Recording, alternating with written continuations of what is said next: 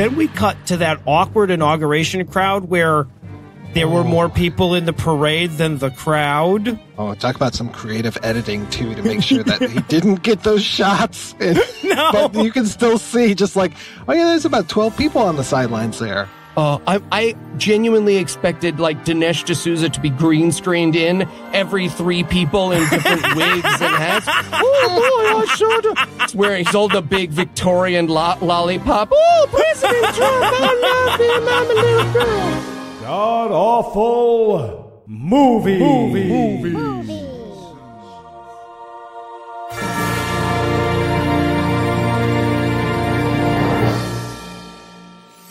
Welcome back to the GAMcast, where each week we sample another selection from Christian cinema because somehow we still don't know any better. I'm your host, Noah Lugeons. Heath was unable to join us this week, so maybe he knows better. But sitting 900 miles to my northeast is my bad friend Eli Bosnick. Eli, how are you this fine afternoon, sir? Bad, Noah. I'm real Yeah. bad. Look, every podcast has a moment where they turn to themselves and they go, hey, this podcast was a bad idea. And this movie was the one where we learned it. The one time I've ever thought that. Yeah, It's built into my 180 intro. something worth of Christian movies. And this is the one that I was like, Yeah. I was okay with loving the bad band. This is And that enjoyable. laugh you just heard, sitting 900 miles to my pretty much due north, is our special guest masochist. Mike White is the co-host of the Projection Booth podcast. He's been critiquing movies for over a quarter of a century now, and I have a hard time believing anything he's seen prepared him for this. Mike, welcome to God Awful Movies, sir. Thank you so much for having me. It is such an honor to be here, even if we're talking about this piece of shit. Okay, all right. Well, speaking of this piece of shit, tell us, Mike, what will we be breaking down today?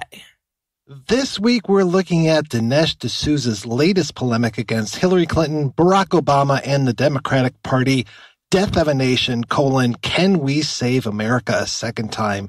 It's the story of an immigrant who uncovers the true intentions of the Democratic Party by reading the Wikipedia entry on Hitler's rise to power and trying to tie connections between Hitler, Lincoln, and the Democrats. Basically, it's to Donald Trump, thanks for the pardon. Yeah, right.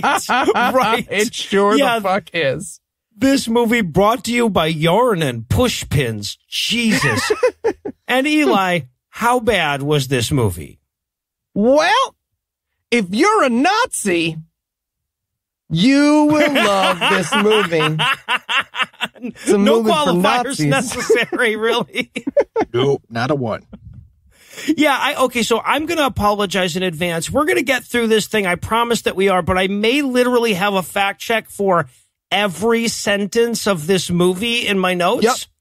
Yep. You literally cannot create a drinking game around this movie. I thought, because I was working on an interstitial and I was like, oh, it'll be fun. We'll set up the drinking game for those that watch along. Don't watch along. 2, you can't. Everything kills you. Every possible drinking game except for truth, which you can play with your teetotaler aunt. Other than that. Oh, God. Yeah, and she's probably watching this movie, so it'll work out well. All right, so is there anything you guys want to nominate this one for being the best at being the worst at? I'd like to nominate it for Best Worst. I'm not a Nazi. You're a Nazi. Oh, that could have been the tagline. I thought it was for a few minutes. That's a conversation that happens with a Nazi. Like, I know we use the word Nazi now and then, here and there. There's a Nazi in this movie, and he asks the Nazi if he's a Nazi. And the Nazi's like, no. And he's like, well, settled. We'll get to it. And the reason, by the way, that he's talking to a Nazi is because he feels the need to parse the difference between his position and a Nazi. And a Nazi, yes. He is clarifying the differences between himself and a Nazi, and he does a bad job. He really does, yes, both in choosing the Nazi and in clarifying. It reminds me of like, was God one person, 3 people? How about we just maybe say maybe there's not a God? Yeah. All right, so usually I wait until after I've started watching the movie to fill in my best worst, but I didn't have to in this instance. I'm going to go with best worst cover art. Now, this is it's like the opening to the Colbert Report ejaculated. That's the background. Right? And in the foreground, you have an image that is half Abraham Lincoln, half Donald Trump. And they don't meld well, by the way. No. Like, whoever did his absolute best to combine these two faces did a bad job. Although I will say probably Trump takes a look at it and he goes like, a hat would be easier than the comb over. Can I still, the stovepipe, are you still doing that? I missed it. Should have gone with stovepipe. All right, I'm going to go with best worst coincidence. And look, we've watched a lot of really, really, really stupid documentaries. So when I say that this movie at certain points turns to itself and goes, wait, what? It's a whole new level of not understanding what you just said in your movie. We'll get to it, but there are several moments in this movie where I expected Dinesh to be like, wait, can we go back? I'm sorry. I think I just, what did I just say? Flat earther basketball players show up going, this doesn't make any fucking sense, man. What the hell are you talking about? Lazy thinking. Can I tell you that, Dinesh? All right. Well, I can't speak for the rest of the, you know what? I think I can speak for the rest of the panel on this one. I'm not inebriated enough to revisit Dinesh D'Souza arguments. So we're going to pause for a quick break. And when we come back, we'll dive into all the revisionist bullshit that is Death of a Nation. Here at God Awful Movies, we'd like to keep things fun and fresh by presenting our ads as skits or humorous dialogues. But it turns out not every podcast can do that without it being terrible. So when our advertiser, Robinhood, sent out a podcast-wide advisory for everyone to just please read the freaking copy verbatim, we understood. Somebody else screwed it up for everybody. So with that in mind, Robinhood is an investing app that lets you buy and sell stocks, ETFs, options, and cryptos, all commission-free. While other brokerages charge up to $10 for every trade, Robinhood doesn't charge any commission fees. So you can trade stocks and keep all your profits. Plus, there is no account minimum deposit needed to get started, so you can start investing at any level. The simple, intuitive design of Robinhood makes investing easy for newcomers and experts alike. View easy-to-understand charts and market data and place a trade in just 4 taps of your smartphone. You can also view stock collections, such as 100 most popular. With Robinhood, you can learn how to invest in the market as you build your portfolio. Discover new stocks, track your favorite companies, and get custom notifications for price movements so you never miss the right moment to invest. And Robinhood is giving listeners of God Awful Movies a free stock like Apple, Ford, or Sprint to help build your portfolio. Sign up at awful.robinhood.com. Robinhood, for when your Robin needs witness protection. No, it's not. Hi, I'm Eli Bosnick, professional comedian. And I'm Andrew Torres, legal counsel for Puzzle in a Thunderstorm, LLC. We say a lot of silly things here on God Awful Movies, like when we pretend to dig up anti-women's rights activists. Yeah, or when our cast accuses each other of murder. And I think it's clear to any reasonable person that when we say those things, we're joking. These are jokes, 100% jokes that we don't mean at all. Isn't that right, Andrew? That's right, Eli. Jokes indeed.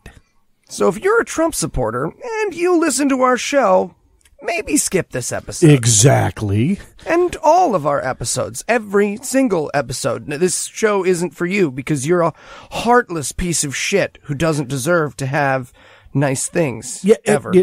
Right. But if you are a sitting judge or a prosecutor or you work for the Department of Justice, please keep in mind that we have placed this at the very, very beginning of this week's episode. You're like wet-mouthed, evil little toads. You're like red-hatted, cowardly little KK. I'm saying right now. Absolutely not. Not even with the warning.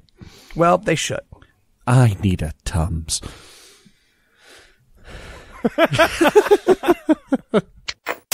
And we're back for the breakdown, and I'm going to go ahead and say it. This movie doth protest too much. In second one, the name of the production company is Quality Flicks. It might as well be called Is to a Movie Productions.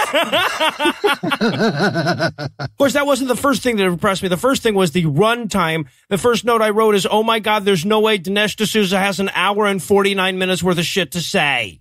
Oh, but he does. Well, Noah, spoiler alert, he does not, because he is going to fit not one, but two music videos of lesser known American theme songs. Yep. Yeah. Well, sort of. Yeah. And also a lot of historical reenactments where all his buddies get to dress up as Nazis or KKK members. Well, you know, when you're Dinesh D'Souza, your friends already own the outfits. Why not? I figure. Make it easy. Oh, I'll say about that costume rental. I'll tell you what. So, okay, here's how this movie's going to go. We open up the movie with some heroic carpet bombing. Bombing! Where this movie starts is Dinesh D'Souza being like, how about those glorious days when we rained fire down on civilians, huh? Yes! Bald eagles just carrying nukes into Japan and shit. Yeah, don't worry. Those were bad civilians. I kept waiting for the bombs to spell out the title of the movie. Dinesh is furiously recutting somewhere now. I wrote in my notes, there is no question this all began with Dinesh in a meeting room somewhere going...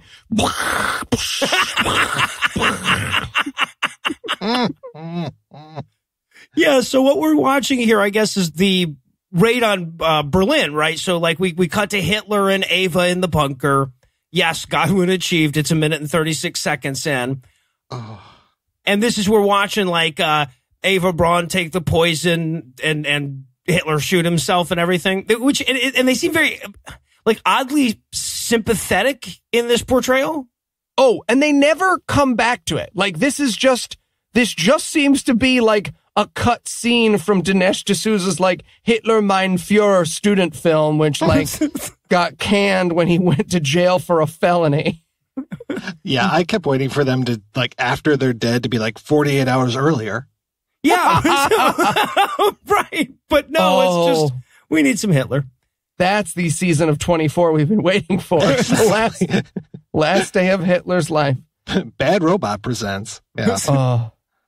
Yeah, but Hitler shoots himself because America, never mind about what those Russians were doing.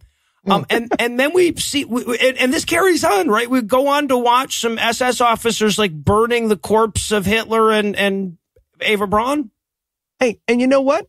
Credit where credit's due to Dinesh D'Souza. I did not expect as much time and detail on what happened to Hitler's body. Point for you, Dinesh. Point for you.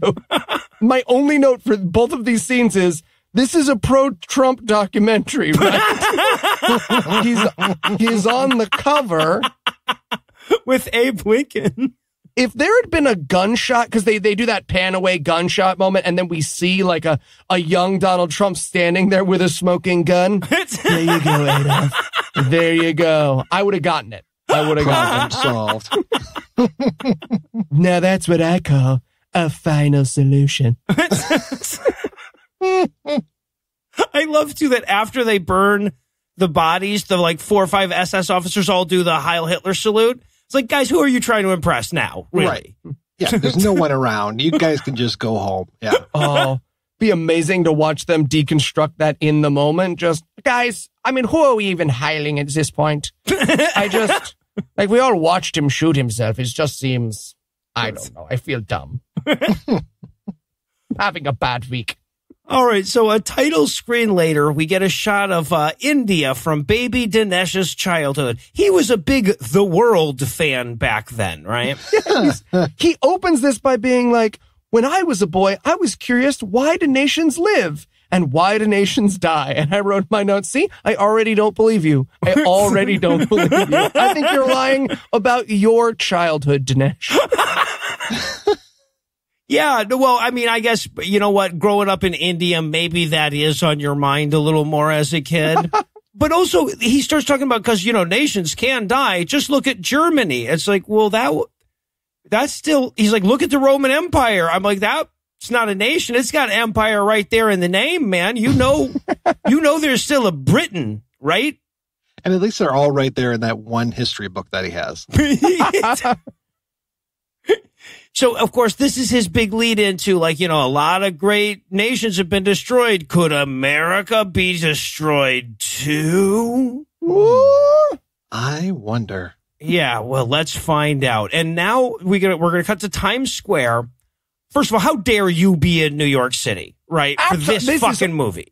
This is all, how dare you use my beautiful city as an example of America? Go somewhere where we don't think you're a giant piece of shit. Right, come to Waycross, fucking Georgia. Walk around in the damn town square here. Right. All right, so now we cut to an anti-Trump protest, and I love it. Opens with the chant, America was never great. And I'm like, ooh, Aunt Kathy's blood's boiling now.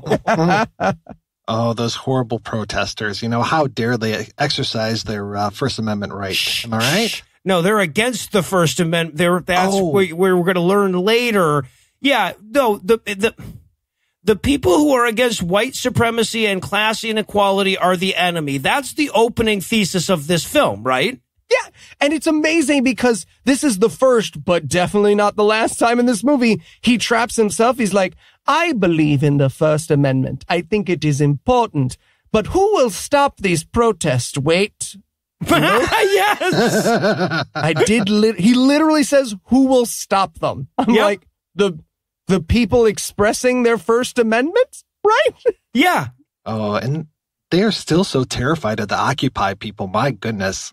Yeah, like the fact that for one brief second they thought they saw, oh wow, it could get that bad. Okay, hold on. Yeah, no, I can see how that lingers.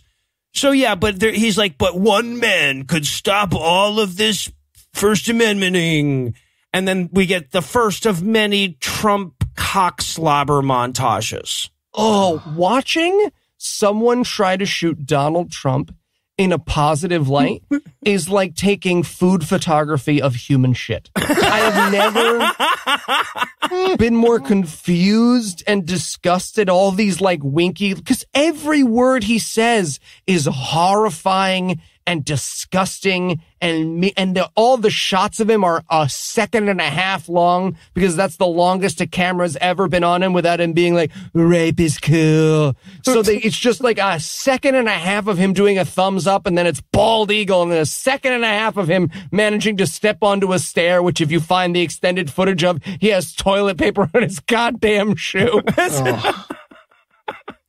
Well, and it's one of many times where Dinesh D'Souza thinks he's making one point whilst he makes another, right? Because this starts off with a montage of all the people on the news and in academia and in the media laughing at the idea that Trump was going to become president, right? And it's like, yes, you did something that was laughably stupid, right? Yep. That's what you're proving here. What do you think you're proving? This would be like if a guy made a documentary about the time he won the lottery to prove that playing the lottery is smart. Yeah, no, he's bragging. He's like, America lemming their way along with a Russian foreign agent, glorified weatherman, liar, rapist. And boy, did that piss off the libtards. Good job, guys. I love how he took Obama's, his inauguration speech where he's talking about to remake America. And then he puts words in Obama's mouth where it's like, to remake America, America must die. And it's like, what? When did he say that? He literally fills in the blank for Obama because Obama's like, you know what? I like baby blood. He was going to say baby blood. All right, moving on.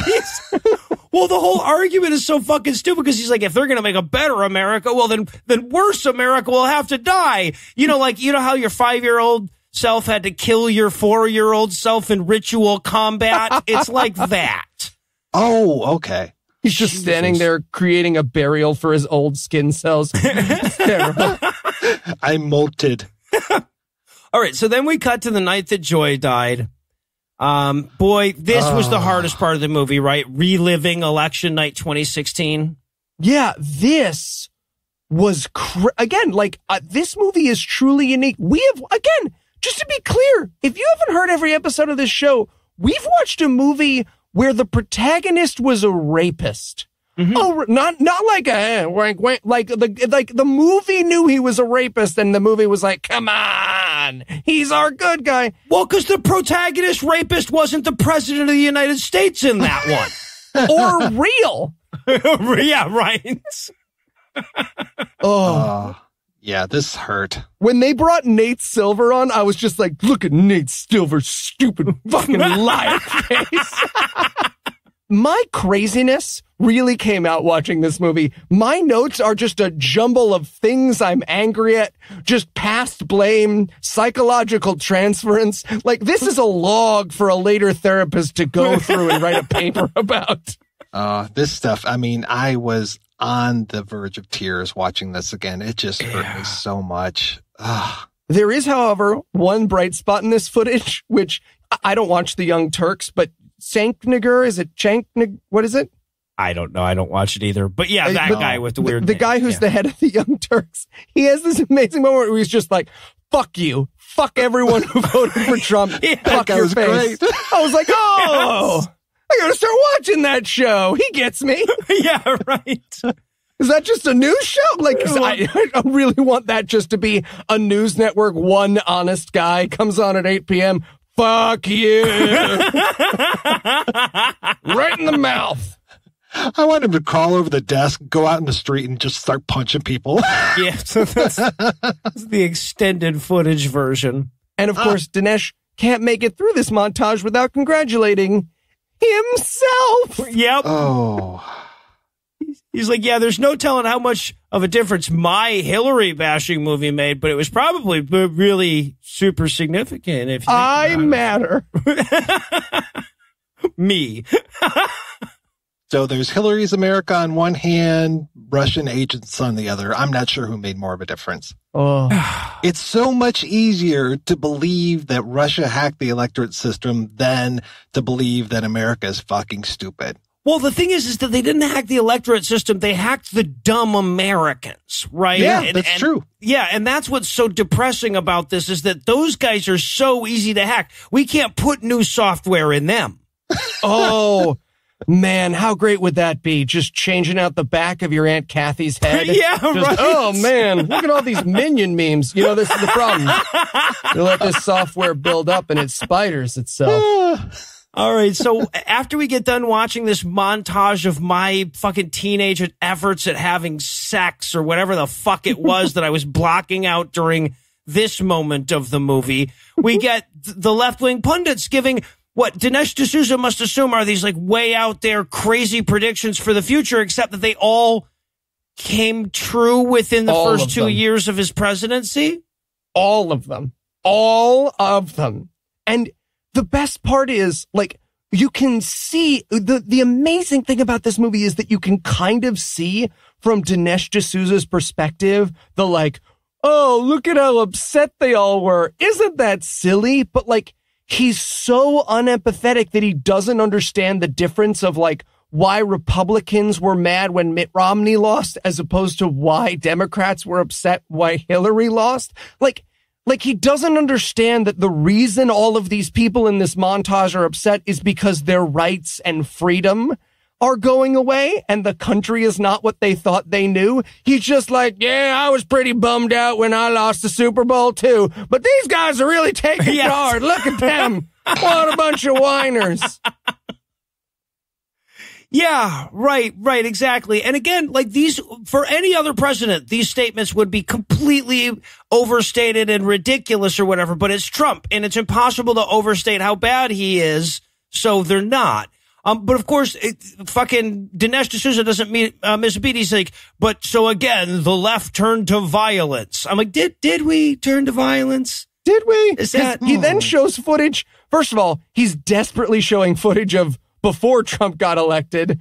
Then he shows some footage of way before Trump got elected. And then at the very end, he like pops in some footage of the Women's March and he's like, hey, you know, Antifa, the first Women's March. All same thing, really.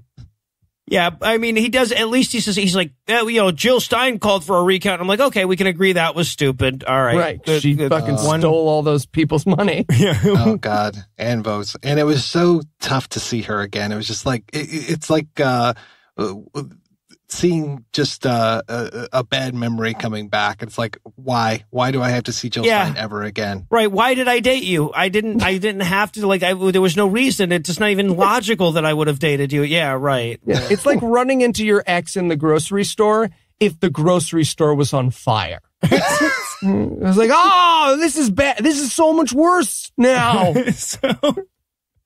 Yeah, but, Dinesh gives us that important lesson that we should have taken away from 2016. If you point out how dumb people are dumb, they're going to cut off their noses to spite you.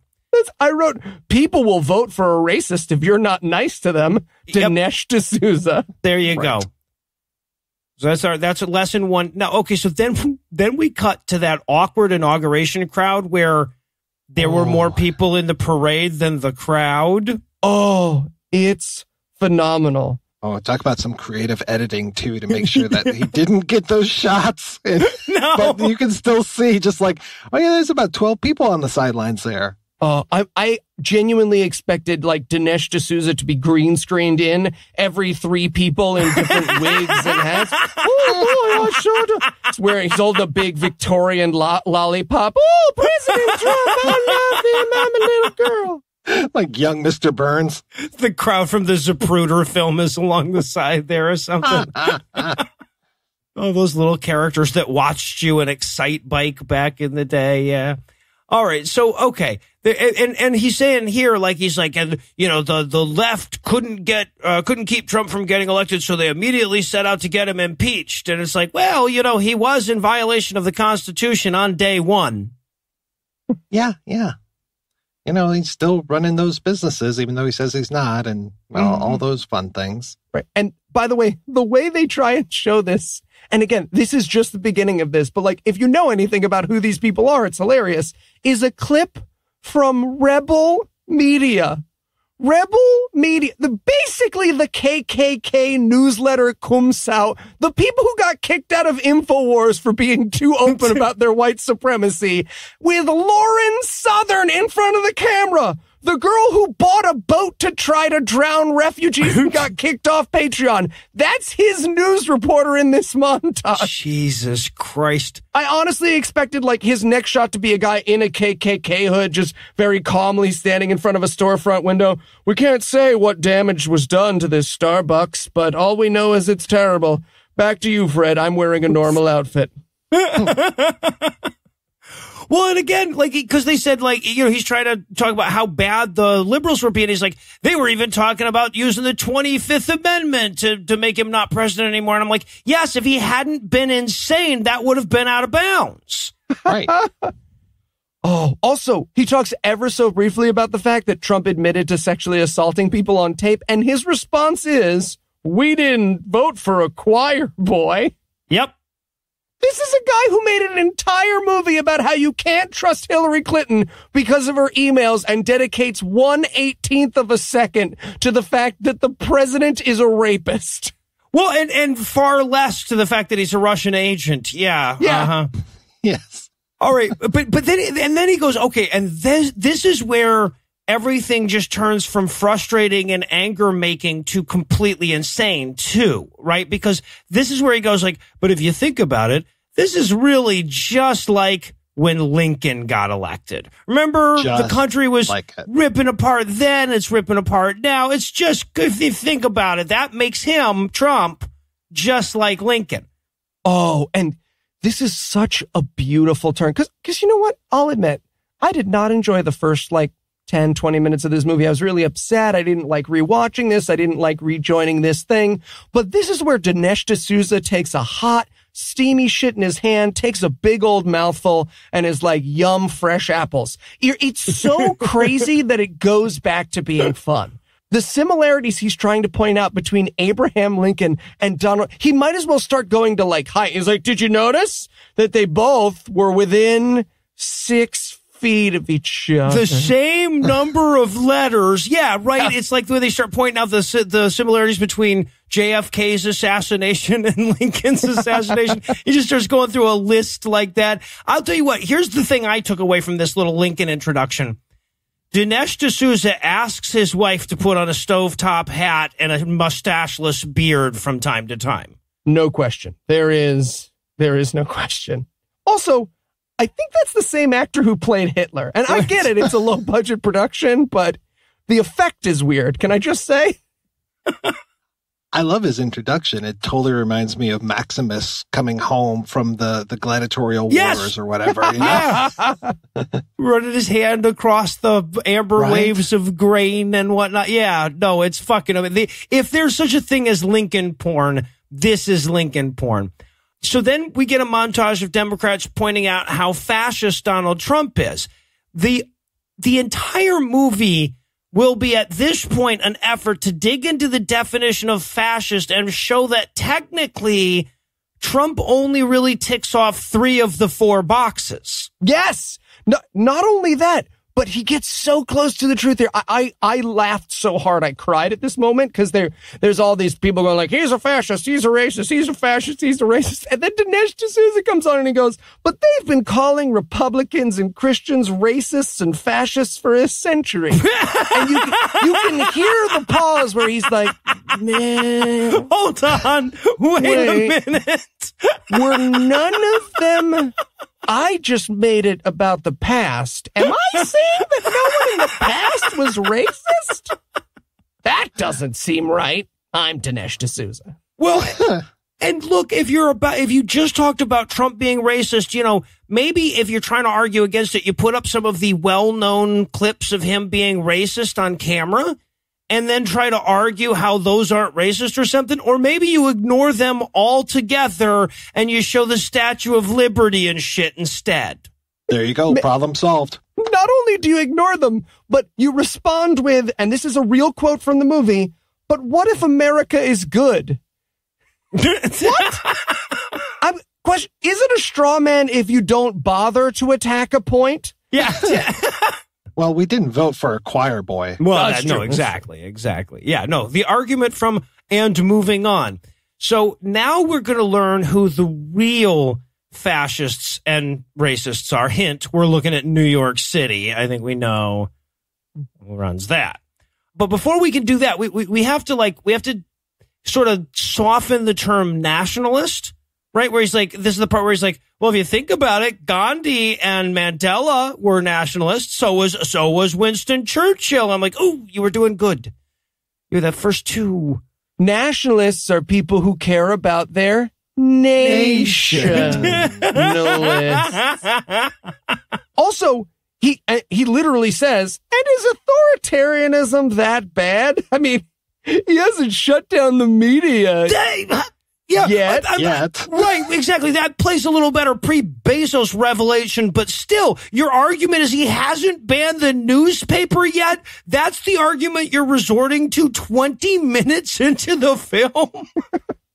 All right, so now it's time for him to introduce one of his experts. This is a historian who looks like an exact combination of Terry Bradshaw and Kelsey Grammer.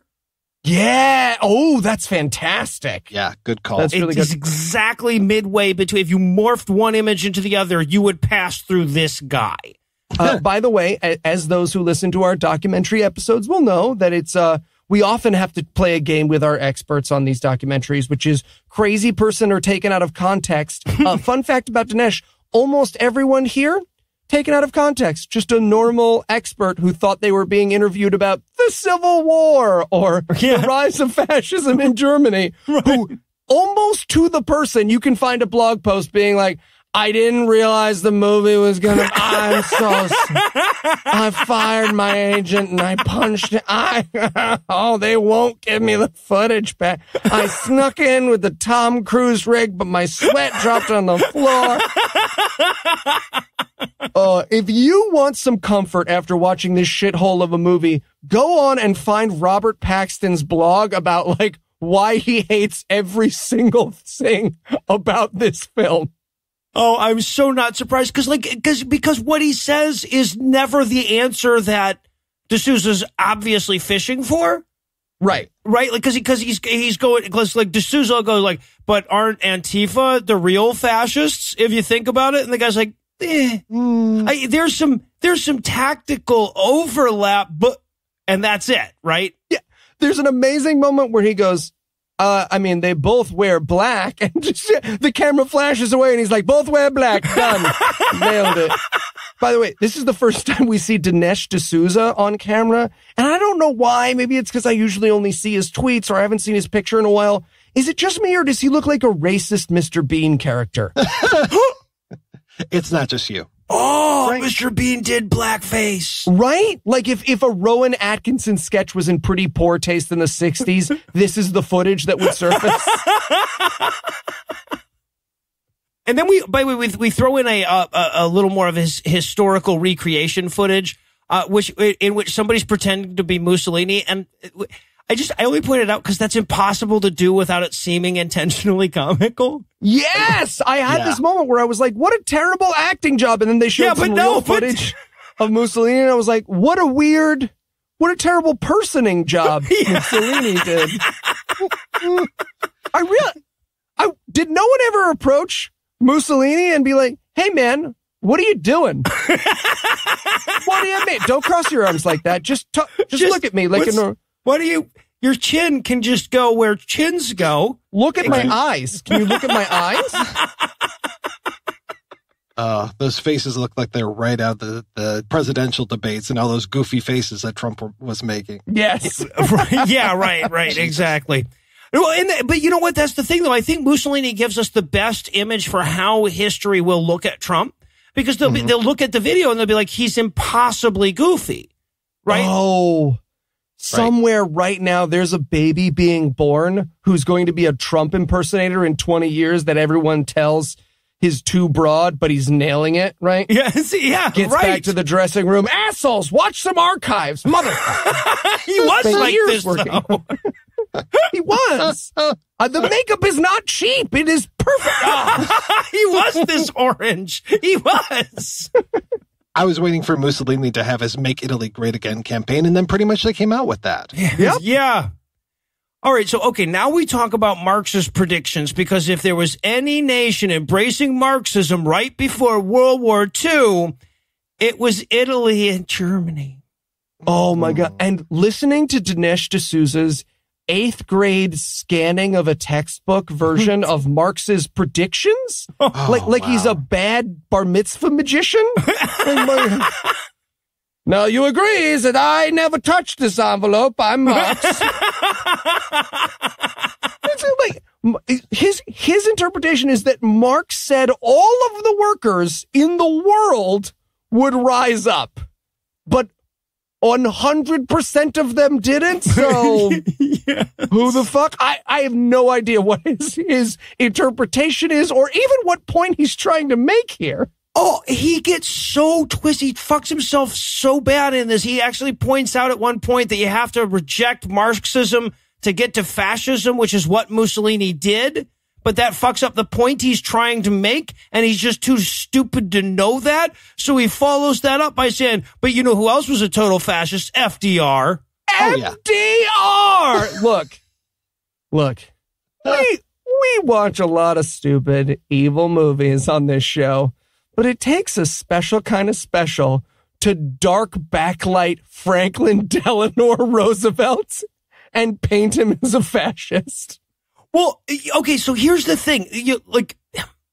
FDR, by the standards of a modern day U.S. president, is kind of fascist, right? You know, his court packing strategies, et cetera. The embrace of socialism is quite similar to it and everything. But if you only get halfway to fascism, it can still be good, right? You could just have the bad half or just have the good half. The argument that FDR is generally indistinguishable from Mussolini or Hitler, which is where he's going with this, that's pretty indefensible. Oh, and again, he is posing the New Deal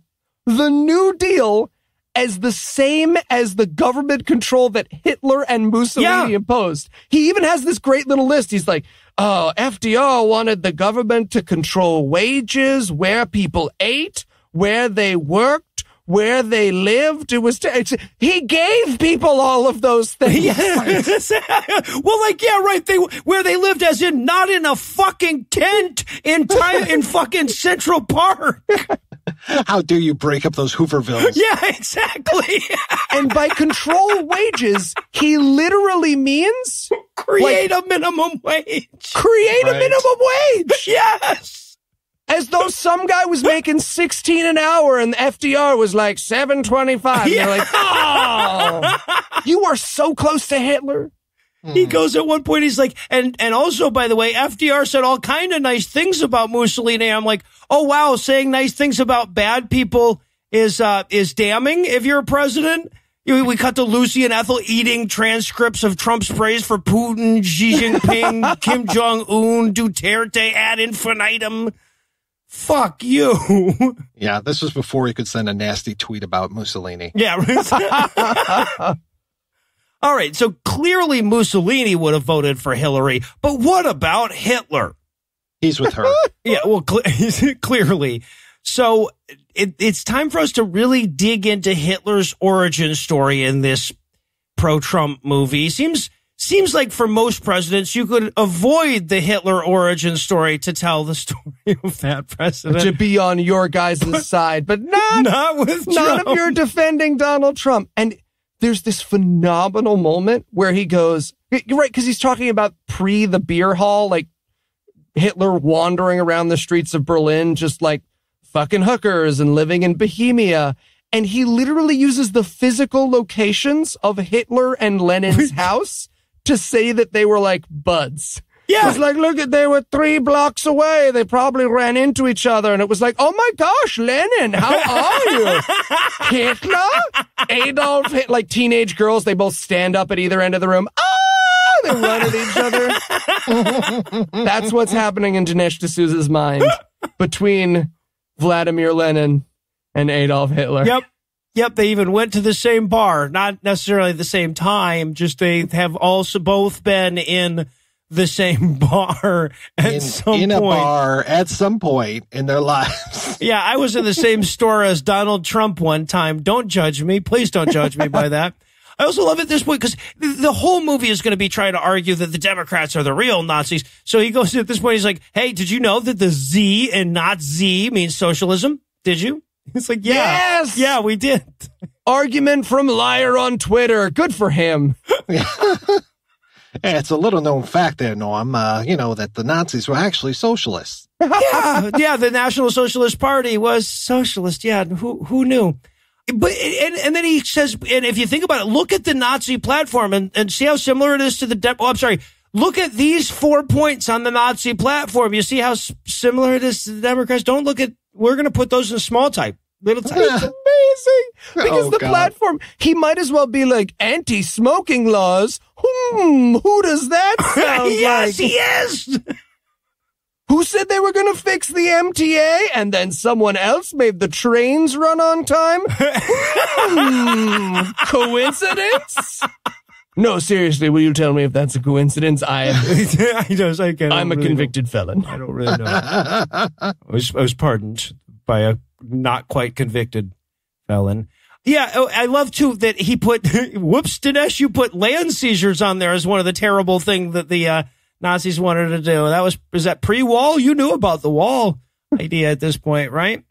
And also, by the way, I don't know at certain points which terrible thing he's defending here, but he explains that Hitler's racism was really rooted in his hatred for capitalism, because if you hate capitalism, obviously you must thereby hate the Jews that run it. Yeah, he gets confused. He's like, Hitler hated the bankers, which means he hated the Jews because all Jews are banker. Cut that, Todd. Todd, I need you to cut that. Just cut the last 3 words, though. I'll keep the rest. Everything else I'm going to put in my movie on purpose. Yeah, and he goes, and oh, by the way, do you know what the Nazis did with all that money that they stole from the Jews? They redistributed it like the Democrats want to. Like, that's implied in the term stole, though, right? Like, you can't steal something without redistributing that thing. Also, really makes you want to know what Dinesh's definition of redistributed is, right? It's just picturing the Nazis sitting at a giant 64 million person poker table. All right. 1. Everybody gets 1/73 of this painting. I want a corner piece. You don't get a corner piece. I thought it was just Hitler on a big old pile of gold like Smaug or something. Yes. Little invisible Jew running around in his giant pile of paintings. Oh, where are you, Mr. Underhill? That is our remake of the Lord of the Rings. We're doing it. Also, still less racist than the original Tolkien one, so we're okay. All right. So, so now we do some more pointless Nazi dress up with Dinesh's friends. We get this guy and I only bring it up because of this guy. This guy thinks that German accent equals yelling. Oh, I loved this because he's trying to do the fall of Hitler meme, right? We've all seen these little video clips where it's that clip from the movie where Hitler loses his shit. Right, downfall. Downfall. And Dinesh doesn't understand that it's an ironic redoing of the movie. He's just like, look, if you want to make a point, you show Hitler yelling at people. I know. I have been on the Twitters now for a year. I'm a convicted felon. Maybe this movie will go viral. And he also goes, at this point, he's like, if you think about it, the Nazis are also a lot like the KKK. And I'm like, okay, you lost 15% of your viewers or so right there. And then he's like, but that gave my friends a chance to wear their nice little ghost costumes. So they did. Yep. But the reason we're talking about the KKK here is because he's like, do you know that the KKK used to be a bunch of Democrats? And I'm like, oh, right. But Dinesh, who's in it now? Right now. By the way, he will get to who's in it now later on in the movie, and short of running at his own fist until he punches himself unconscious, there is no way for it to go worse for him. But for right now, he's just going to give us the old, all the KKK were Democrats thing. Yeah. All right, so now it's time to recreate more Nazi shit. We do the beer hall thing that I'm not going to try to pronounce it because I don't remember the pronunciation, but we have a little recreation here of Hitler taking over a beer hall and talking about how Jews suck. And this, if you know anything about the history of the year, this is not just phenomenally wrong, it's beautifully wrong. Like, the beer hall rebellion wasn't actually like a bunch of machine guns set up in a beer hall. They all met in a beer hall and then marched to the government and were like, I'm in charge of the government now. At which point Germany was like, no, and he went to jail. That is Hitler's but they've got him setting up barricades. For a second, I thought he was going to stand up there because they have this super quiet moment where Hitler walks up to the podium. And if he had just been like, red, the blood of angry Germans, that is what they are setting up for Hitler's version of that time your friend Todd got in a fight with a cop outside of Applebee's. Yeah, but then I guess Hitler and his buddies all put on their vagina hats and marched in, got arrested. Hitler wrote his book. Well, did he? He was giving dictation to Hess because he was a better typist? Yeah, right. Lazy fucker couldn't even actually write his own book. Oh, man. We need a doodly-doo flashing back to Noah as Hess and me as Hitler. It's like that sentence doesn't What do the red squiggles you keep drawing underneath it mean? Herman? All right, so this is where they quote the whole thing, where Hitler talked about the big lie. And they put it out there as though Hitler presented this as his strategy going forward. It's like, no, this is what he was saying the Jews were doing to the German workers to cost Germany World War I, right? Like, yeah. This is what he was accusing someone else of doing. So right now, Dinesh D'Souza, you are mimicking Hitler without realizing it.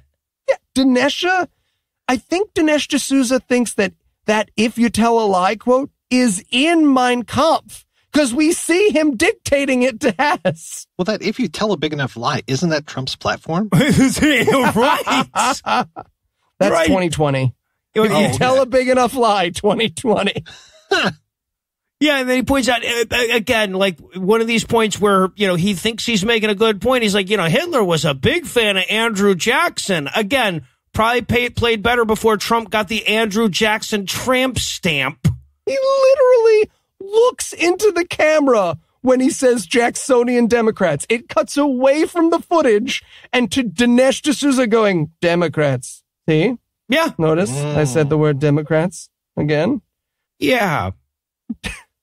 Oh, God, yeah. Trump has such a hard-on for Jackson. It's not even funny. I mean, let's put the Native American people right in front of the picture of Andrew Jackson and have a photo taken. Isn't that funny? Yeah, like that's what's so fucked up about this. Dinesh D'Souza's going, you know who else was terrible was Andrew Jackson. He was a Democrat. It's like, yeah, but no modern Democratic president was like, I'm a lot like Jackson, huh?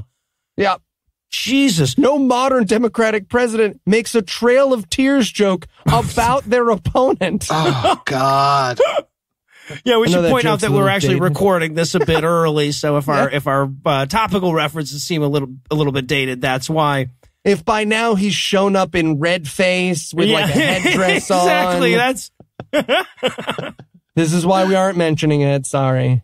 And now the pro-Trump propaganda / Hitler biopic moves on to 1933. You know who else rose to power in 1933 other than Hitler? FDR. That's like, It's like makes them buddies. It's like if they lived 3 blocks from each other or went to the same bar once. It's the bad. He's trying to compare the New Deal to literally Kristallnacht. And the stretches that he's doing, so he might as well be in like a full split like Jean-Claude Van Damme when the camera pats back to him. Oh my God. He's like, well, the New Deal also happened at night, also in the day, but at glass factories breaking, the night of long knives, getting people and saving their lives. Rhymes. Nailed it. I'm a convicted felon. Well, and then he comes to the defense of homophobia. Yep. By pointing out that Hitler wasn't a real homophobe. No, not really. He goes, no true Scotsman on Hitler's homophobia here. Yep. And at first you're like, wait, are you defending Hitler or homophobia? Oh, it's homophobia. Okay, I gotcha. I wrote, Hitler was no social conservative. Exact quote, this movie. Yes. What? All right, but hey, you know what else that Hitler learned from the progressives? The Holocaust. Yeah. And this is our, and this expert that we're about to get, this is our one crazy person of the movie. This is Edwin Black, who spends most of his career talking about how Wikipedia is a Jewish conspiracy. Jesus Christ. Yeah. Okay. So again, now here's the thing is, at the root of this story are some historical realities, right? The Democratic Party did start off as an incredibly racist party. Andrew Jackson, I mean, all of fucking America was incredibly racist for a really long fucking time. Andrew Jackson. Kind of still is. Yeah, right. Exactly. Yeah, right. I'm not putting a cutoff on that. So Andrew Jackson, terrible fucking guy, right? Terrible human being. Woodrow Wilson, terrible fucking racist, you know, like the Democrats after and immediately before and around the Civil War, terrible fucking people, right? Yes, we get that, right? But he's trying to milk that for the eugenics, right? Eugenics was very popular amongst progressives leading into World War II. We get that, right? We've come to grips with that shit. But the guy who's doing it now, turning to you and saying, a political party that you're presently affiliated did this before you were born by 50 fucking years is not a super strong argument. Did this before your parents were born. Yeah. Right. This is like Dinesh D'Souza coming to your house and trying to arrest you because the guy who lived there before was a murderer. Tell it to the judge. Just like I did, I'm a convicted felon. Just like me. Yeah, he's like, Democrats were super into eugenics. That's why they started Planned Parenthood. Yes! Oh, watching him get lost in his own point here is amazing, right? And look, it's super easy to take this shot at Planned Parenthood because Margaret Sanger was a monster. All you have to do is go, Planned Parenthood sure does like Margaret Sanger. Here's some things Margaret Sanger said and did. And he's like, Margaret, okay, here you go. You can do this, Dinesh. Margaret Sanger was a eugenicist. Great. Stop talking. And she loved abortions. I love abortions, but only if you cook them at the right temperature. Dinesh, please stop. I bet Hitler got an abortion from Margaret Sanger at the bar they both worked at. Shit. Leave it in the movie, Todd. Leave it in the movie. Oh, and my favorite quote from this little self-confusion moment is he goes, if you open a Planned Parenthood brochure, they don't tell you that today. Yeah. Look, people, I know we tell you to give us money on patreon.com so we can live. Give us money so that I can create a Planned Parenthood brochure that's just like, as you're making reproductive health choices and getting one of the only free PrEP smears available in your area, here's Margaret Sanger's forced sterilization program. I don't know why we're telling you about this either. Lady loved to sterilize. My favorite line is where he kind of wraps this up and he goes like, all right, we already saw that Hitler got his Holocaust ideas and his eugenics ideas from the Democrats, but what about his racism? I'm like, have we already seen that? I might have looked down. I was looking at my notes here and there. Curse you, Candy Crush! It was hard to not look away during this movie. Well, yeah, right. But it was also hard to look away, too. Yeah. Yeah. Oh, and remember, so this is where we have that whole big scene where the Nazis learn from the Democrats how to define Jew. Oh, this is, honestly, I can't write a doodly-doo funnier than this scene. It's just a bunch of people sitting around. Okay, what if someone's grandma was a Jew, but their father, like every time you turn the air conditioning down, he turns it back up again. So, what about that? Oh, yeah, just like, okay, we'll take all those Jim Crow laws and just do a find and replace for Negro with the word Jew. Problem solved. Yep. Yeah, that's pretty much the argument they're making, yeah. Yeah. Basically, fucking the Nazis throw down their KKK uniforms and yell, I learned it from watching you. Right, and he even makes the point where, like, the Germans are like, man, the Americans are a little too racist. Yeah. I'm just going to throw this out there right now. Like, those guys need to check in with themselves. Where's the Nazis? Yep, which is actually true in the instance that he's talking about, but I don't think it was specifically the Democrats. Historically, it doesn't pan out quite that way. So, and by the way, Nazis also hated freedom of speech like millennials. Yeah, because who burns books and CDs and video games in America? Democrats. Yeah, I was going to say Democrats. And why the fuck would they show a part where, like, of the Nazis coming for the intellectuals, right? Again, yes! That's them.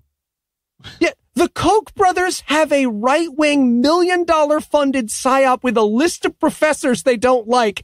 And he shows a scene in the movie of the bad guys doing the exact same thing.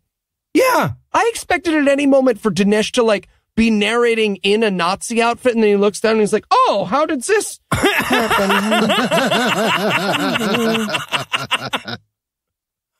All right, but now we talk about Kristallnacht, and to Dinesh's credit, he gets all the way through it without mentioning there were good people on both sides. Yeah. He does say, he points out here too, he's like, they also targeted Christian churches during Kristallnacht. I don't know if that's true. I cannot find anything about that anywhere. I feel like maybe like they also got a window broke here and there. Well, what's great is he's trying to do the, like, Hitler wasn't a Christian thing because he spends this whole movie winking so hard at Christian supremacy. Christian supremacy thinks he has something in his eye. So he's like, I mean, yes, he said he was a Christian and explicitly said his was a Christian mission, but secretly, and I'm not going to quote from anything here because I'm making this up, he loved that dance video of AOC. Loved it. It was not even, he wasn't even making some up. It's worse than that. He was quoting intentionally mistranslated documents that were mistranslated in order to exonerate Christianity. Right. That's better. That have been shown to be, yeah, right. And I'm thinking like, oh, wow, he wasn't a true Christian. How did you know? Did he refer to it as 2 Corinthians or something?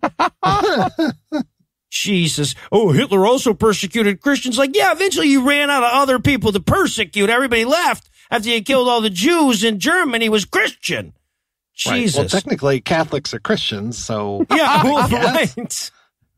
And then, okay, Dinesh has weird priorities. This is the part where he starts going like, and by the way, concentration camps and death camps are two different things. Let's not badmouth every concentration camp, right, and pretend it was a death camp. Yeah, come on. It is the best. And he gets so close. You can see that he made the point universal health care is like a death camp 4 times before his editor was just like, I'm done recording for the day. And he was like, oh, come on, Todd. Todd. We have so much more recording to do. All right, I'll just explain to the open track that there's a difference between a death camp and a work camp. Yeah, and it was just, it was free labor, and that's not right. That's against the rules, according to Lincoln. Yeah, right, exactly. We already know where the Republicans stand on that. I also love his effort to try to tie the Holocaust to abortion here. He's like, if you think about it, like the Nazis were trying to kill disabled people, and a lot of times abortions are because of disabilities. Pretty much the same thing, right? Pretty much nailed it. And again, he's got a real historian here. And the cuts away from this are so clumsy and inauthentic. It's fantastic. He's like, let's talk about Nazi euthanasia. And the guy is very clearly a German historian explaining this horrible period of German history. And then it cuts to like Dinesh in a different room looking at a stuffed cutout of that guy going, so pretty much Obamacare, right? Yep. You said it, Dinesh. I'm a convicted felon. No, I mean, you're a convicted what? Crazy. Yeah, no, that's the guy he talks to about Mengele, right? Yes, Joseph Mengele, or as he liked to be called, abortionist Joseph Mengele. Yes. Did you know that after the war, Joseph Mengele went to Argentina and he became a doctor that performed abortions? Probably also gave out vaccines, too, when he was down there. Evil. Also, the only reason we know this is because he botched one of them. Right. Yeah. So again, just like story within a story here is that yes, Mengele tried to give some illegal abortions, but like on his second or third try, he was like, so now I wear you as a hat. Oops, she died. Oh.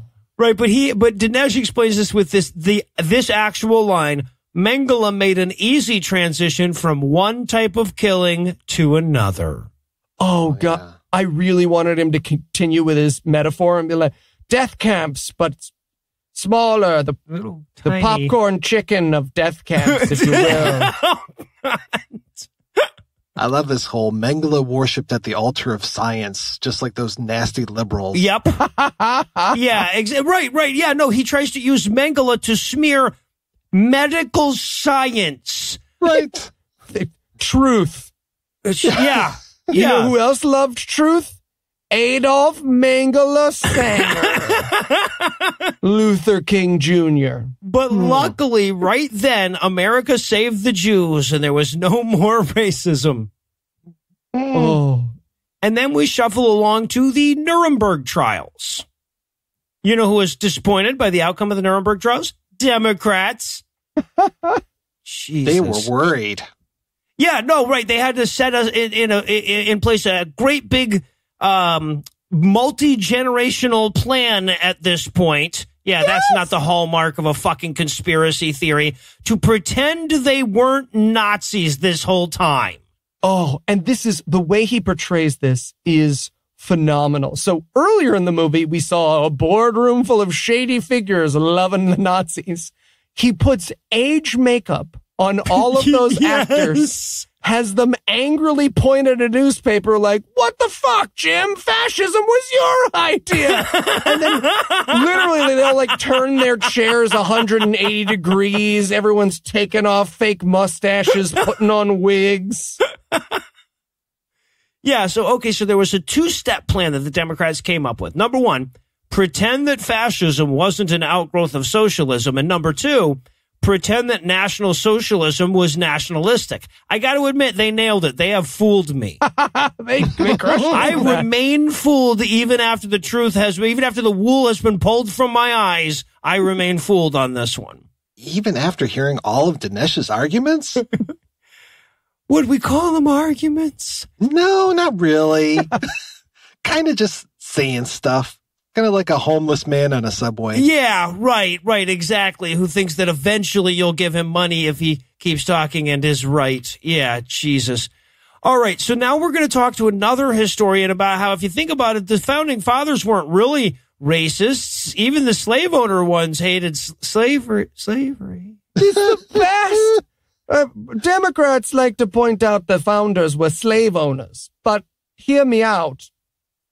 No, you are.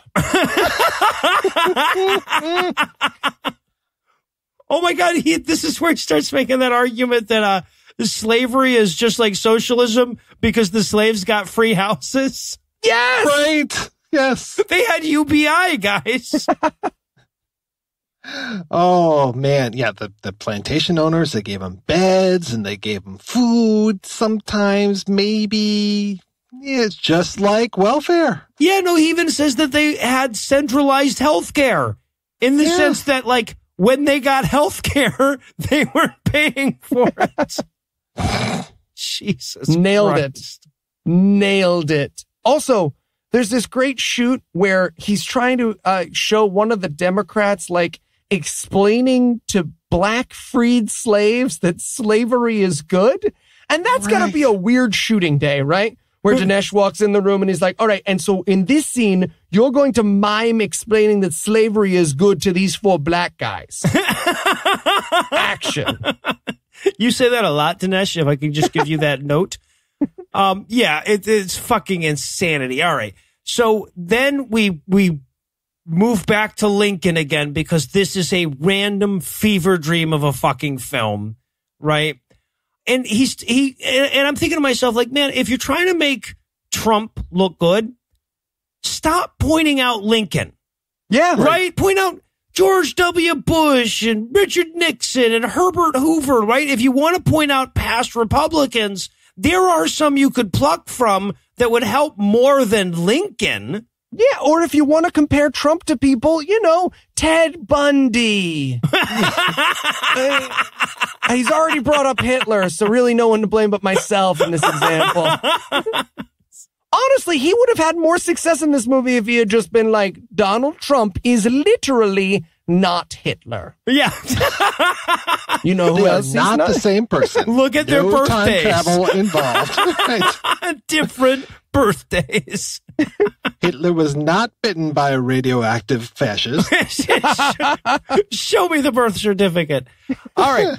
So Lincoln shows up to tell us that slavery is bad. And to be fair, modern Republican audiences probably need to be reminded of this. Yes. But Dinesh makes this bizarre argument that Lincoln's biggest issue with slavery wasn't the racism or the lack of human dignity. It's that taxation is theft. The Fed is a Ponzi scheme. And am I being detained?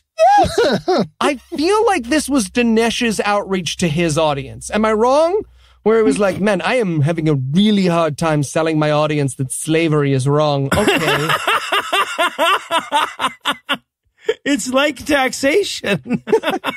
What if I explained that it was just like on r/libertarianism when someone screenshots your post? Okay, excellent. This'll win him back.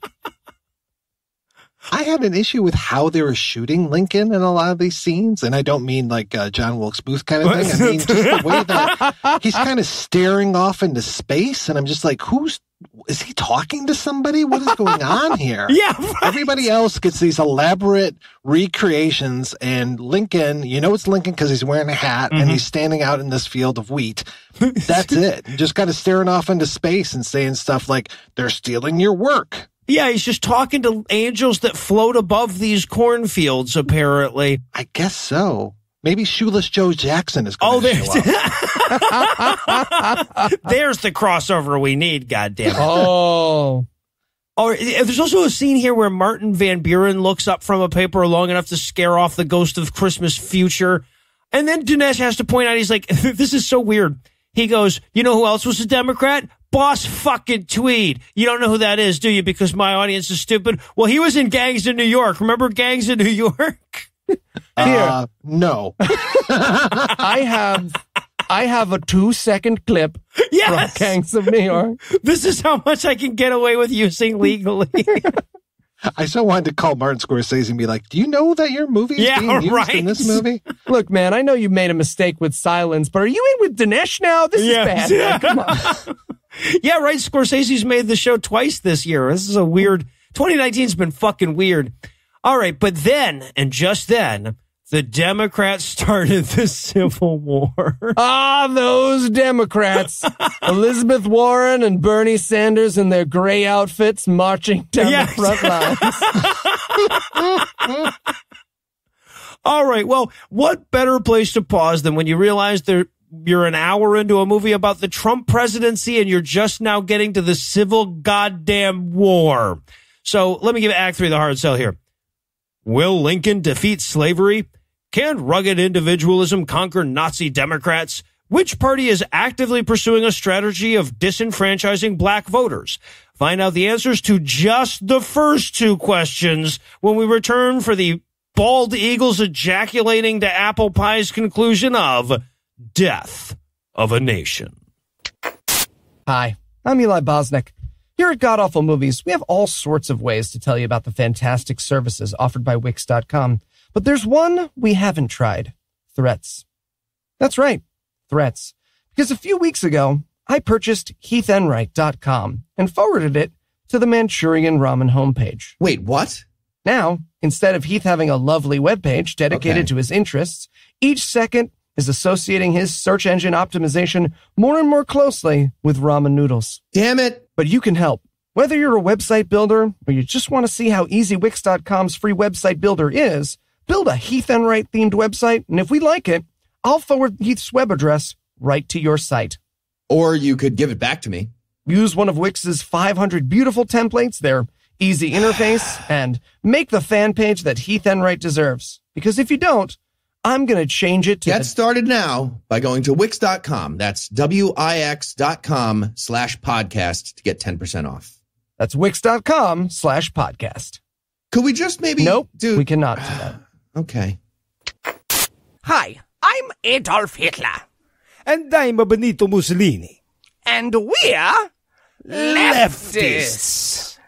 That's right. From our theories on racial purity to our authoritarian regimes, we are considered by all the best and the brightest minds to be big old leftists. And while there might be people today who say that progressive has taken on a different meaning, or that the way it has been applied to us was never meaningful to begin with. But that sounds like a liberal elite, just like us. Yes, we love the universities and did not do exactly what the American right is trying to do right now. So remember, when you hear Black Lives Matter, you gotta think of me. And me, Adolf Hitler. And Coulter. What did I just say? How many Tums am I allowed to take? Before that? Where are the extra Tums? Never mind. And we're back for more of this shit. When we last left our heroes, the party of Hillary Clinton and Alexandria Ocasio-Cortez had gone to war against truth, justice, and the American way. But don't worry, Abe Lincoln won. Yeah. Republicans freed the slaves. You're welcome, slaves. You're welcome, the blacks. Yeah, right. This entire segment of the movie might as well be titled, Republicans went on to have some of their best friends be black. Well, it's the Republicans who push for integration, you know. Yeah, right. No, it's a certain point. It was. He's like, Democrats needed a new enslavement strategy. Enter Woodrow Wilson. I'm like, wow, did we just skip 11 presidents? Because I feel like we skipped 11 presidents. Wow, the outfits all changed. Did you notice the outfits all changed, Dinesh D'Souza? Oh, and by the way, Plessy v. Ferguson was decided in 1896. That predates Wilson's presidency by a bit. Yep, just a smidgen.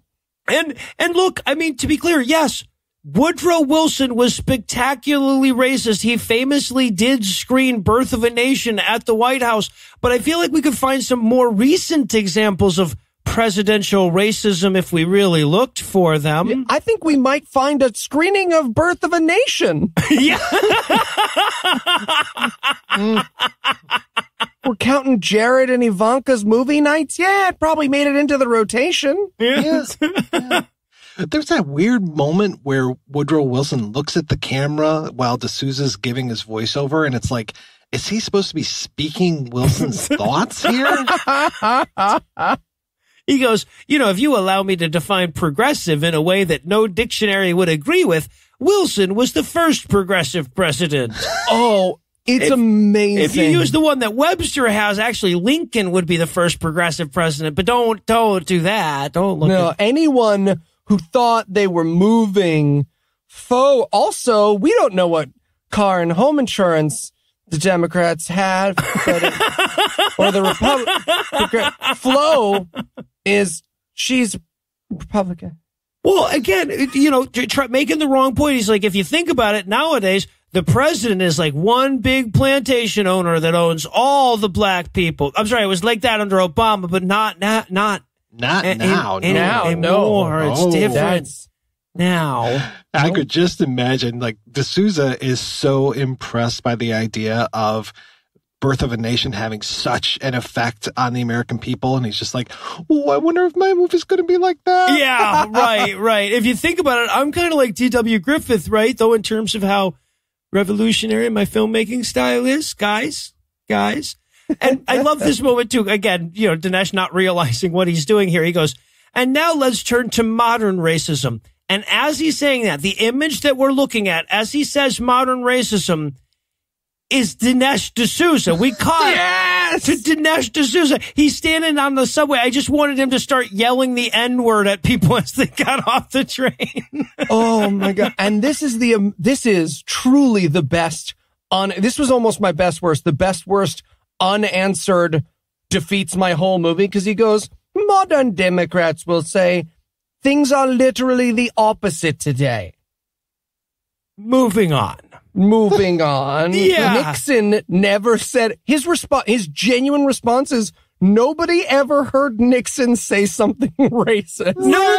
No. He qualifies that. No, he says no one has unearthed a single racist campaign statement by Nixon. Not the tapes. You guys are jerks. Yeah. If you think about it, he never willingly gave up anything where he talked about racist shit. Said the Jews controlled all the banks and the media. Shit. Right. So, okay. So just for those of you who aren't aware, right, because your grandma sent you a forward email with the information that the Democrats started the KKK, what he's dancing ever so badly around is that Nixon was like, seems like the Democrats are really losing their hold on those racists. What do you say we cater to them for, I don't know, ever? Yeah. And indeed he did. Well, but Dinesh's argument is that that's not really what happened. The racists weren't voting for Nixon. They were voting for George Wallace, right? Like, he couldn't appeal to the racists as well as George Wallace. Talk about damning with a little faint praise, huh? Yeah. You know who ended up not agreeing with George Wallace? George Wallace. Yeah. Yeah, he's like, if Nixon was really a racist, how come the Democrats didn't join his party? I just said they were racist, so they would have joined if he was racist. He reminded me of Bugs Bunny when he's got that little gangster in the oven. He's like, would I turn on the gas if my friend Bugsy was in there? Would a racist really do this? Would a racist throw a lit match into that oven? Oh, but who was a racist? Robert Byrd, and Hillary liked him. He was a racist. Best friends. And this is a first for us. Again, this movie has so many firsts for us. It's really good. This is where we get the obvious true hero of the 1960s and 70s. Convicted wife abuser, Merle Haggard. Oh, Jesus Christ. Yeah, right. So his argument is that the Nixon coalition wasn't a bunch of racists. They just hated hippies. Like Merle Haggard, and he has him singing the, we don't smoke marijuana in Muskogee song. Right, Okie from Muskogee. Yeah, that's it. Yeah, exactly. He's like, Nixon didn't go after the South. He went after the Sun Belt. That's the South plus New Mexico, Arizona, and Southern California. Totally different. I had to Google that to see how weird a lie that was, and it was pretty weird. I was like, I don't know what he means more. He went after more it's than like just not Virginia, Virginia, but it only worked also, on the South. Yeah, so there. Exactly. Yeah, but then he's like, oh, Nixon's a racist, huh? He created affirmative action. Maybe you've heard of it, huh? Maybe you've heard of it. No. It's for black people. I'm against it. What? Yes. Right. All right. So yeah, but you know who else isn't racist? Ronald fucking Reagan. Yeah. Oh, this movie becomes such a love letter to Reagan, and it just reminded me of how much I fucking hated Reagan. Yeah. At one point he goes like, Trump is going to take the mantle, has taken the mantle of Ronald Reagan. I'm like, well, until now, Reagan was the most corrupt president in U.S. history. So yes. With the worst dementia. So yeah, he is crushing it in this runoff. Also, he has this amazing First of all, I expected any moment for there to be a Gone with the Wind-esque intermission for everyone to like adjust their Ronald Reagan erections. and then he explains that only one Democrat switched to Republican. Yeah. That hero of humanism. Strom Thurmond. Yes. He's like, yeah, the only Democrat that switched over to our party was the worst fucking one. The worst human who wasn't a murderer. Yes. If Strom Thurmond had been a guest on this podcast, we would not bring it up ever. All right, so now that we've established that the Democrats are the real racists, we get to move on to the present moment in which Republican presidents call Mexican rapists and refer to majority black nations as shithole countries. Good luck, Dinesh. Good luck with this. Right. Bit off an awful lot. He's got a hard row to hoe here, but he's going to try. He's going to try his best to make sure to convince us here. Yeah, he says, okay, this is amazing. He says, but if you think about it, the Democrats really only have one card to play. That time several months ago when we got together and chanted racist slogans and killed a lady with a car, right? Like, first of all, we have a lot of cards to play, but secondly, that's the best card in the deck. That's a good enough card. Right, I mean, we have, I can raise the ante Steve King. And what I love about this is that Dinesh is like, look, I will concede you a Nazi rally, but it's like, oh, no. If you concede a Nazi rally, your whole movie is stupid and over. Also, you're a felon. All I need you to do in the rest of this movie is not admit you're a felon. I'm a felon. Okay. Okay. But the reason he brings up Charlottesville, which again, I wouldn't have done in his position, but I don't have the mind of Dinesh D'Souza, is because Jason Kessler voted for Obama. Liberal. Yeah. The Unite the Right guy was really a Democrat. According to Dinesh D'Souza. Yeah, right. According to the guy, he isn't. But yeah, according to Dinesh D'Souza, when he's trying to sanitize the right wing of its racism, he isn't. There's a lot of that, but like, because he does the whole thing with Richard Spencer here too. He's like, so I decided to talk to Richard Spencer. We were at the same cocktail party. Would have been weird not to. He was just the next guy as I went along. But he's like, but the whole point is he's like, let's dig in and find out which side of the political spectrum the alt-right falls on. Oh.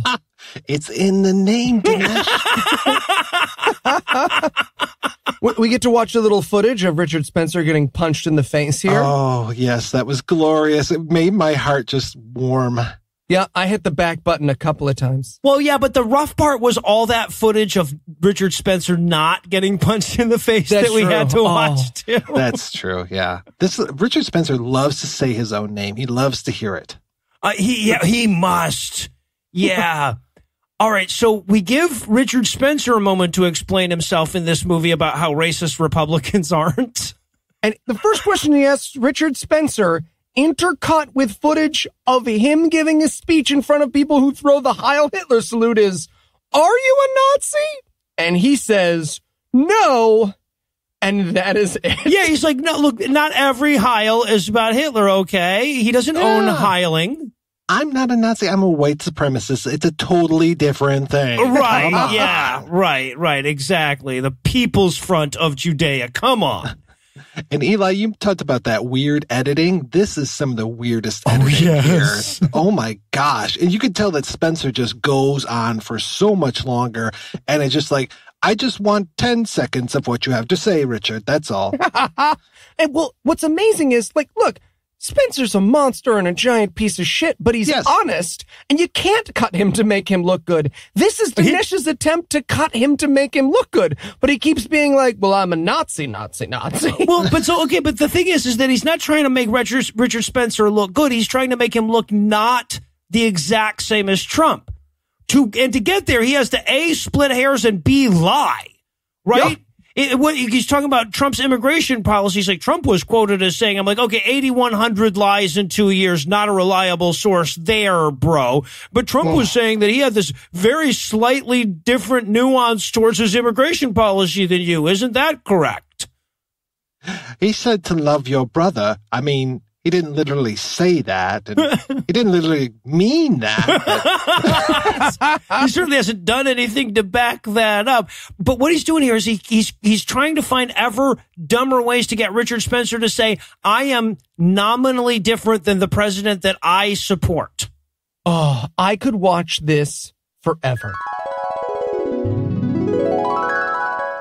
Hi, I'm Dinesh D'Souza here with Richard Spencer. Richard, are you a Nazi? No. Okay, well then why do people say you're a Nazi? No idea. Well, that settles it. Hey, people say you are a giant racist and a homophobe. But I'm not. That's right. People are so confused. They sure are. We should... Guys, what did I just say? Well, they should, though. They should, yeah. Noah, you're supposed to be on my side here. And by the way, if you think we're exaggerating about how stupid it is, this is the point where Dinesh D'Souza says, wow, Richard Spencer, you're pretty much the white Malcolm X, huh? Yep. Oh, you're just like Malcolm X. What? Dinesh, I say that all the time. You would not believe how many times people have come up to me on the street, and when they don't punch me, they say, Richard Spencer, white Malcolm you are the white Malcolm X by any means necessary. Am I right? Right? Crazy. I've been in talks with Spike Lee and Denzel. They're going to play me in a movie. So Spencer goes, I'm a conservative. Dinesh goes, no, you're not. He goes, yes, I think I get to decide. He even has this amazing moment with Spencer where he's like, so I'm an immigrant. Would you send me home? And Spencer's like, not no, man. Not no. The question is, would you send you home? And he's like, not no. Yeah, right. He goes, would you, at one point he says to Richard Spencer, he's like, would you agree that Woodrow Wilson screened Birth of a Nation at the White House? I'm like, you want his opinion on that? Right. Tell it to me honestly. I really want you to be honest with me here.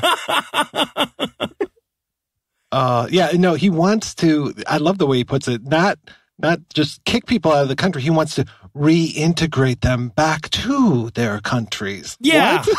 I'm not running away from you. I'm running towards someone better. Yeah, exactly. Exactly. Oh, yeah. And he's like, hey, who's your favorite president? And he's like, I like Andrew Jackson a lot. And he's like, Democrat. See? And even Richard Spencer, because again, Richard Spencer's making a different movie in his mind. He's like, I mean, yeah, Jackson's a Democrat, but everyone knows that that belief is carried by the Republican. And cut away. Yeah, right. Well, eventually Spencer throws up his hand. He's like, look, man, if you're defining Democrat as hates black people, then yes, I'm a Democrat. And he's like, nailed it. Yep. You're a Democrat. Moving on.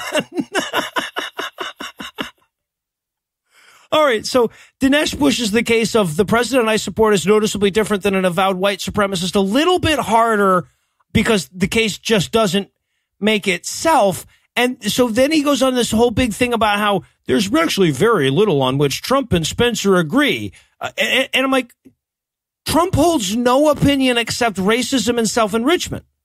Right? Like there's nothing else that isn't transient. You cannot agree with him on anything else more than fleetingly.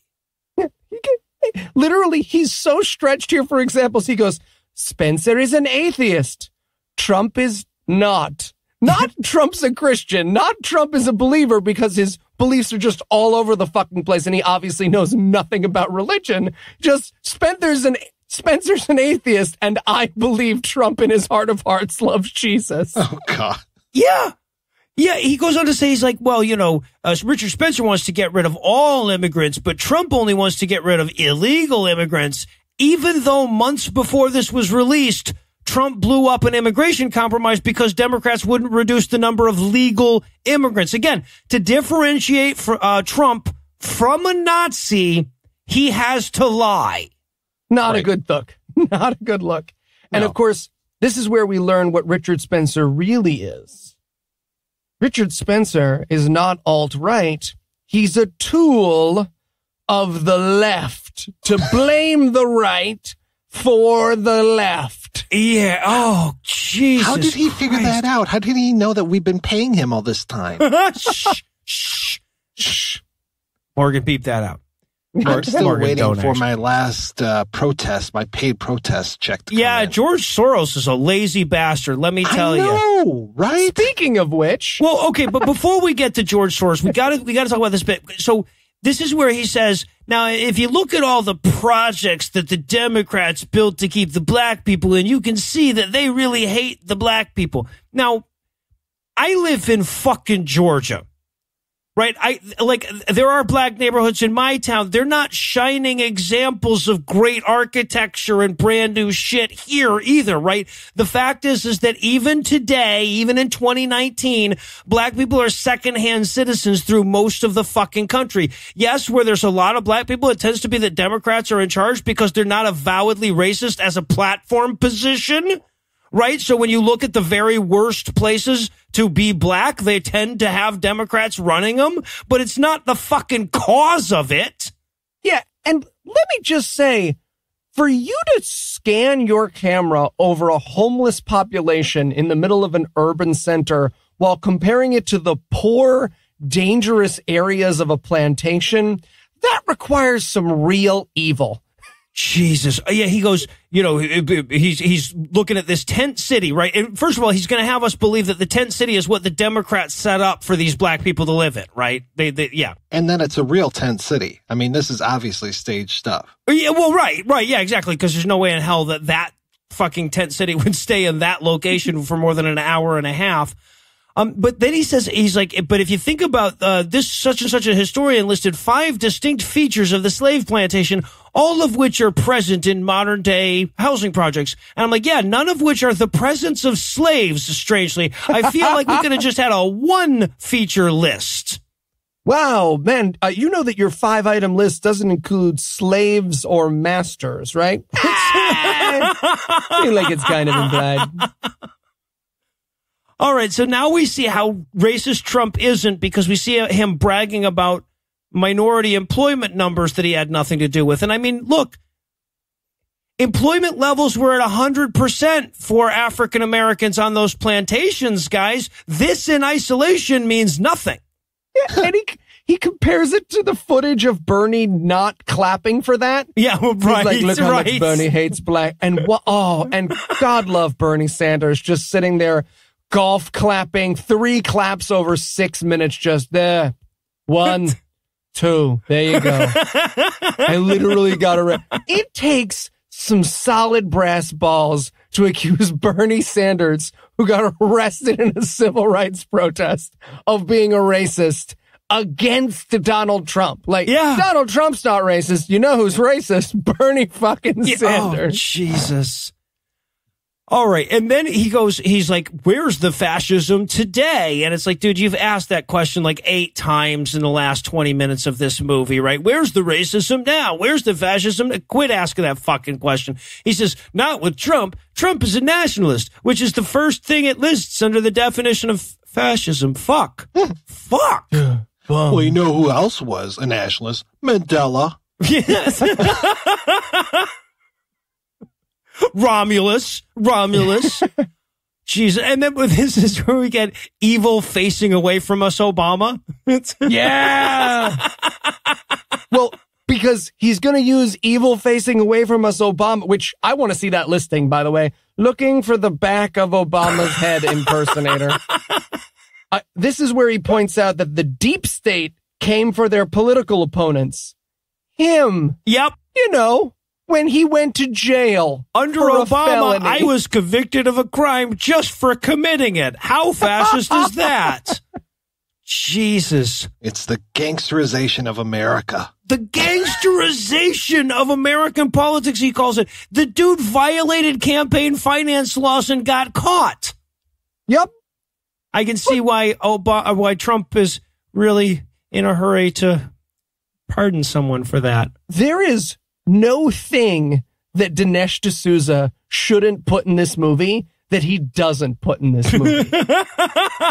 Here's me beating my wife. What? Yeah, exactly. If there was a blooper reel of him hitting his wife over the credits, he'd have a perfect score with this film. He goes, you know what else fascists like? Cultural conformity. So do the Democrats. They want everyone to conform to a world where you can be gay or straight or bi or cis or trans or non-binary or Christian or Muslim or atheist or Jewish, etc., and be treated equally. That's conformity, where everyone is the same. Fuck. You know, Madonna and Kathy Griffin, the real dangers, the real menaces. Madonna. If you think about it, Nazi cultural control is an awful lot like me not being allowed to use the N-word, if you think about it. Yeah, Freedom of speech. Freedom of speech. Come on. You know, this whole political correctness is over academia is really to blame for all this stuff. I mean, that is such a tired argument. We still keep getting it. Yeah, despite the evidence to the contrary. Yeah. But he's going to go to some hard-hitting journalists to find out about these fascists. Well, okay, before you reveal the name, I want to point out, Eli, that at one point in this you said, and now we get our one crazy person he's going to interview earlier about a different person. I would like to retract that I previous thought you statement might. and send apologies. Please give me and my family time in this difficult time. Yes. Not like the other time I wore blackface. So who's his next interview subject, Eli? The head of Project Veritas. James O'Keefe. Who had already been convicted Yes. about lying about the baby parts at Planned Parenthood when this movie was made. I thought this guy was familiar. Yeah. James O'Keefe had to check with his lawyer about whether or not it violated the conditions of his parole before he talked in this movie. Yep. Almost guaranteed he had to be like, hey, if I re-show that footage and I just talk about Antifa, I'm good, right? And his lawyer was like, I hate you, James. I hope you die. And he's like, okay. Yeah, because if anybody's qualified to speak on behalf of Antifa, it's James O'Keefe. This is the dumbest fucking possible interview. You got Dinesh D'Souza saying to him, he's like, hey, isn't it true that Antifa are the real fascists? And James O'Keefe's like, yep. And then Dinesh is like, who funds Antifa? And James O'Keefe says, Tom Steyer and George Soros. George Soros. This movie hit Cecil hangs up on you on cognitive dissonance levels of stupid. We made it, everybody. We made it. I love who funds Antifa. Who's paying for all them black masks and Twitter handles? Oh, fuck you. But yes, now it's time to hate on George Soros for a bit. Now, this was probably the least comfortable part of the film for me, right? So if you don't know George Soros' story, and I believe it's actually supposed to be pronounced Soros or something like that. It's a weird Hungarian name. But anyway, when George Soros was a little boy growing up in Hungary under Nazi occupation, at 14 years old, his dad gave him to a family friend and said, hey, pretend he's your Christian kid, right? Or adopted Christian kid. You would do anything in the world to protect your family if you could and to evade Nazi capture and death. That seems pretty reasonable to me. Right. But to hear fucking Dinesh D'Souza say it, tell it, George Soros was evil because he didn't do anything to stop the Third Reich as a 14-year-old boy. You know those preteens who don't really take up arms the way you want them to? That's how you know George Soros is the villain in this story. I mean, he should have set that movie theater on fire when Hitler was there watching that movie. Yeah, exactly. He should have been the man who killed Hitler and then Bigfoot. Yeah. No, okay. So, but that's the fucking thing, right? So he shows this interview of George Soros talking to somebody about growing up in this circumstance. He's like, yeah, man. So like part of what you had to do was actually go along with people when they were taking property from Jews and help catalog that. Do you feel guilty about that? And he's like, I was a 14-year-old kid. Right. I was a 14-year-old kid being drugged along to help in this evil and shit. He's like, no, I don't feel guilt about that. I feel like, I want to do everything I can in my power to stop that from happening to another 14-year-old kid. Yep. And Dinesh D'Souza says, wow, doesn't feel guilty about the Holocaust at all. Basically head of the death camps, if you think about it. But yeah, at one point, he basically says, and this is damn near a quote, he says, Soros saw nothing wrong with what the Nazis were doing and would clearly, this part is a quote, and would clearly do it again. Wow. I love how he has to call him the phony grandfather. Yeah. Yeah, and he lied about who his grandfather was. He didn't even come clean. He should have been like, hey, this guy really isn't my grandfather. George Washington couldn't tell a lie. What the fuck's wrong with you, George Soros? Jesus Christ.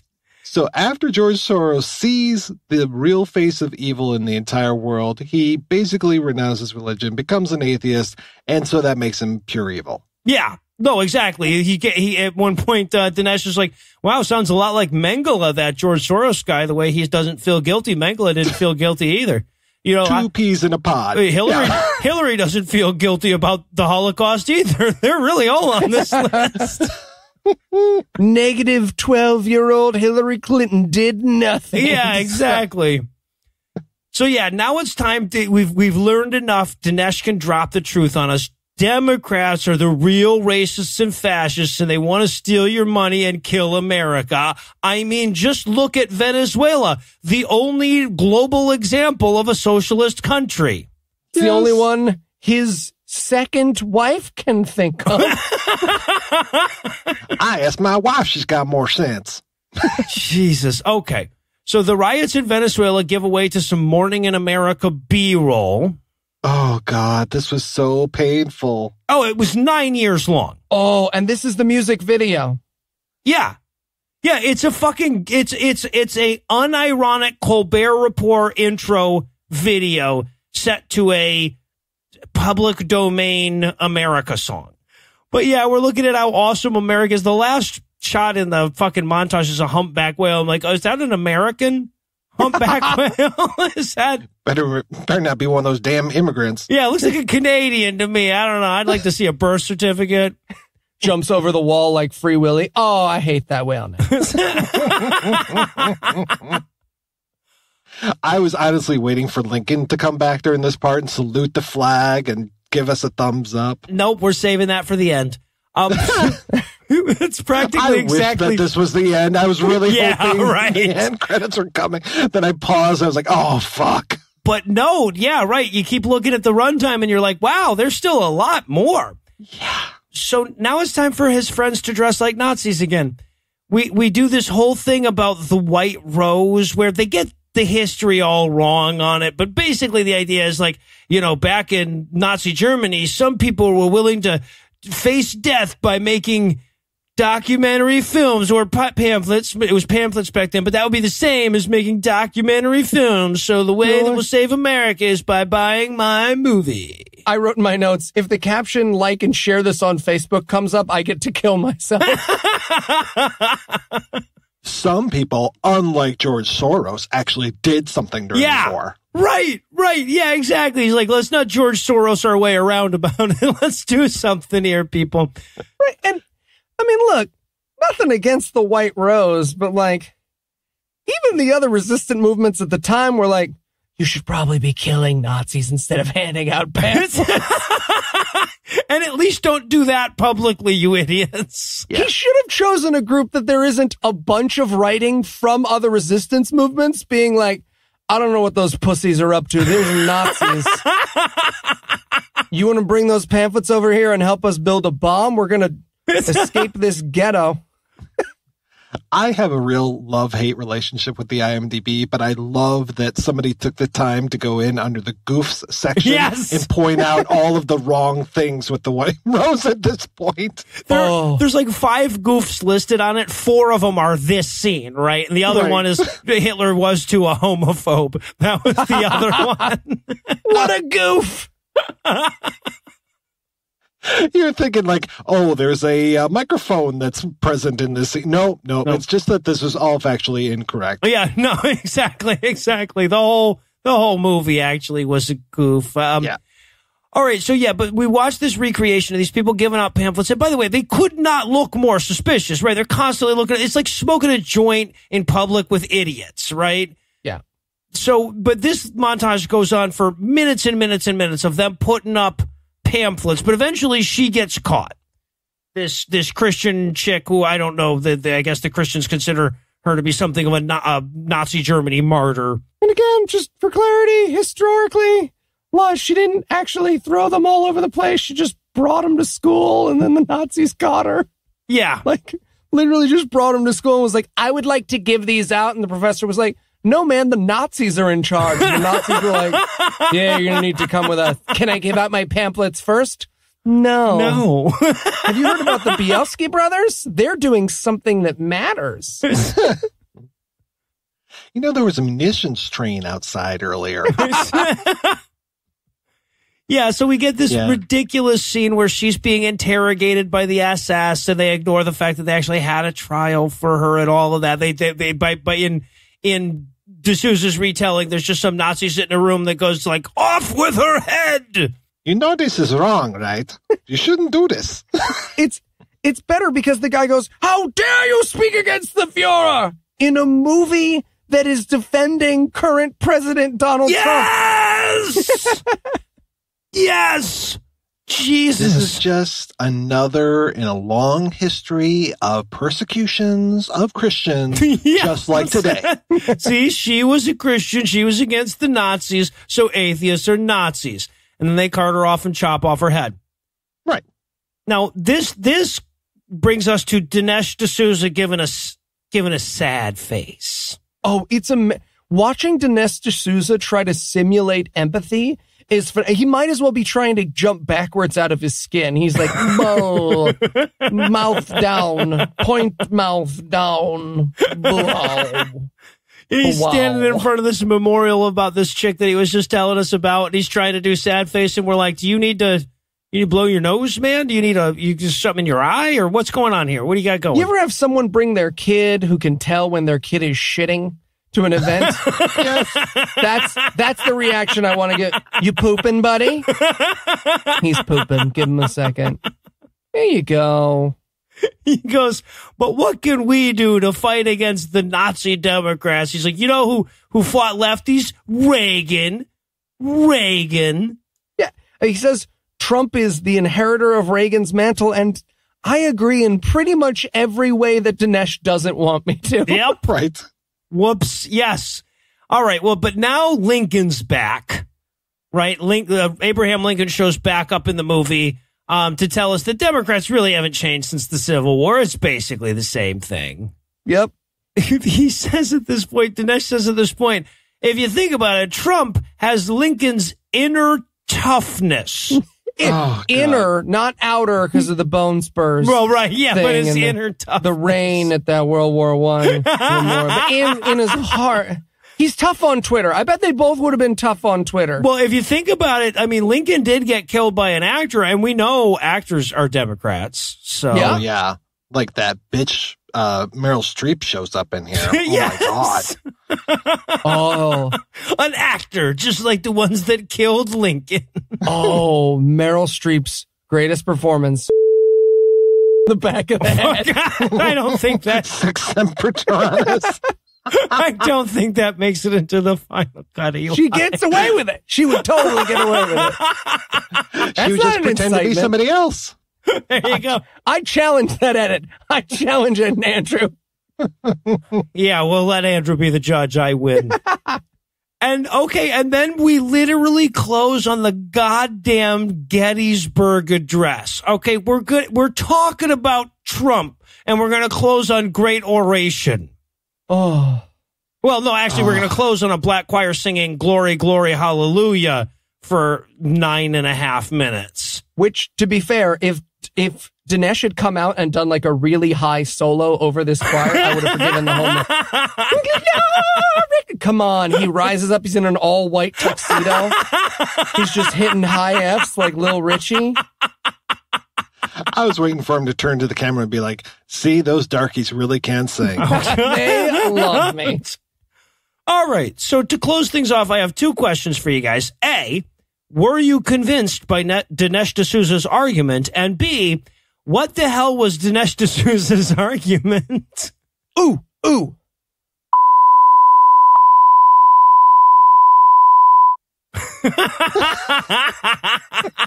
I don't think that's gonna make it into the show, everybody. Well, no, but mostly because you gave map coordinates, Eli. That's on me. Yeah. That is on me. All right. So, Mike, what do you think? Are you convinced? Is Trump Lincoln, basically? Oh, well, one and the same. I mean, I'm surprised that Trump isn't wearing a stovetop pipe hat right now. Yeah, I mean, if you look at the cover, he clearly is turning into Lincoln. We can see it happening before our very own. He's aware Lincoln. It happens every blood moon.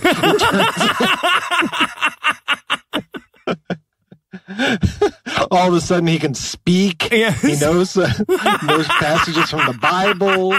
Can read words. He knows the best words. Oh wait, the blood moon's going away. Oh shit!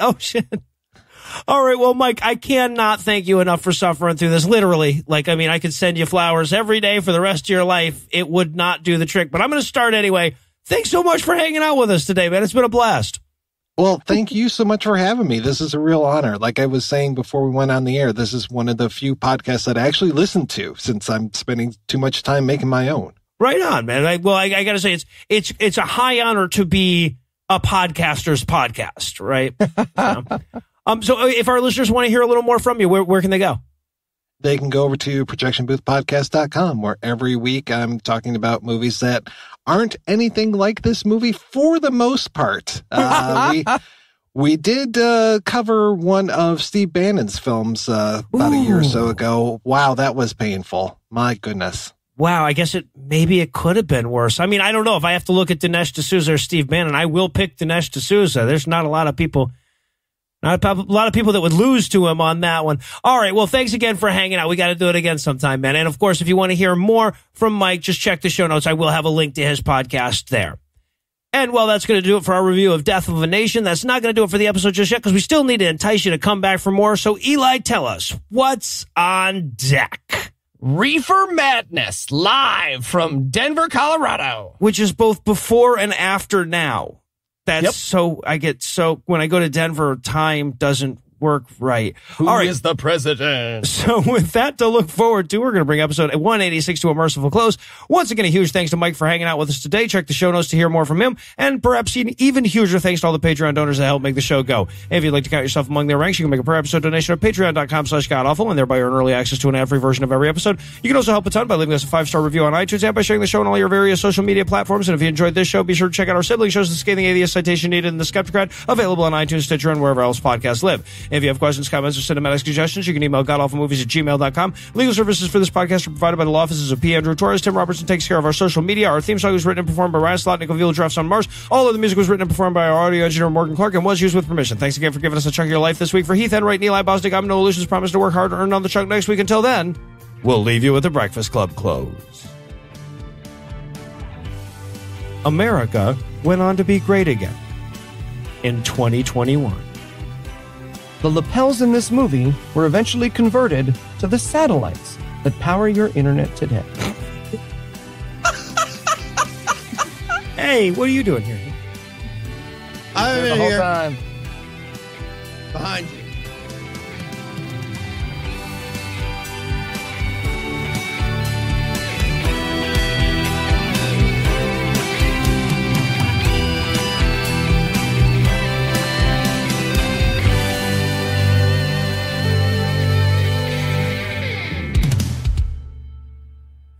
I love when all I see going in is censored. Right? Yeah, I have no idea. I thought you might actually say, "Oh, and this is just a space that we're going to leave while we put the board in." Nope, gotta go there, right? Well, it's worse. It's better than what Heath does in those instances. Oh God, my great German accent gets to get in here too. Okay, great. Oh God, can I be Benito Mussolini? You can be Hitler, Eli. Absolutely. I mean, they should though. All right, so I guess I'm not much better at Mussolini. I'll just be Hitler next time. I guess. I thought your Mussolini was fantastic. Well, thank you. I would have gone for more of a Fat Tony as Mussolini, but yeah. Hi, I'm Mussolini.